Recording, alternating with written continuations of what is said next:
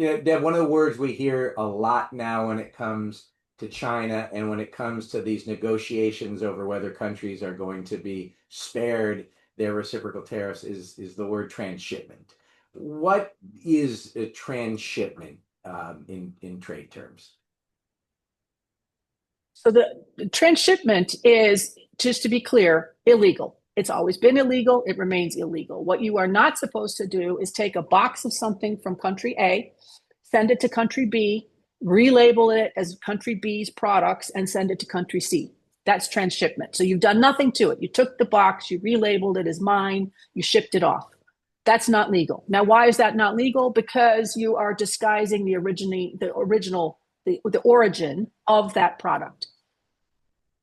That's illegal, stays illegal. It's becoming an issue now because you can imagine, especially if the tariff differentials are high, the incentives are very high to transship, to cheat, basically. So imagine for a while there, we had tariffs of 145% out of China into the US. The incentive for you to send it to your neighbors, for example, who had maximum tariff levels of 46%, 49%, and then to the US from there was high, right? Because you could avoid a huge penalty, a huge payment, tariff payment if you transshipped goods.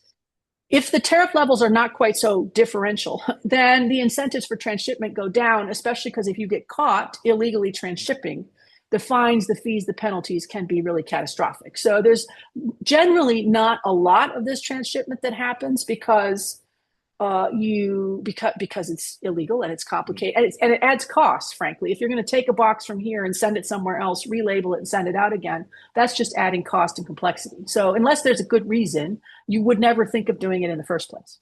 Now there's a second description, I will just say. There's a second part of transshipment, which the Americans are using, which most people would say, well, that's just exports.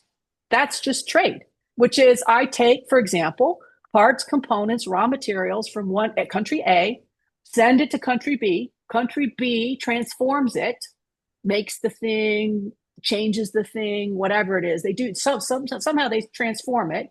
They send it to country C. That's not transshipment. That's trade. That's what you're supposed to do. That's how we've designed the systems across, especially Asia, to be so successful, to allow firms to compete, to be part of that supply chain, to get the jobs in country B from developing products that get sent to country C.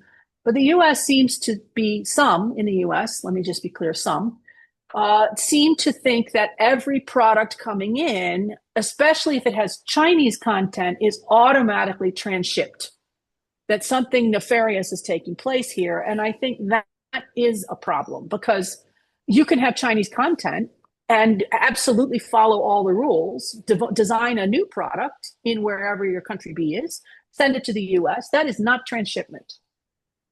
So when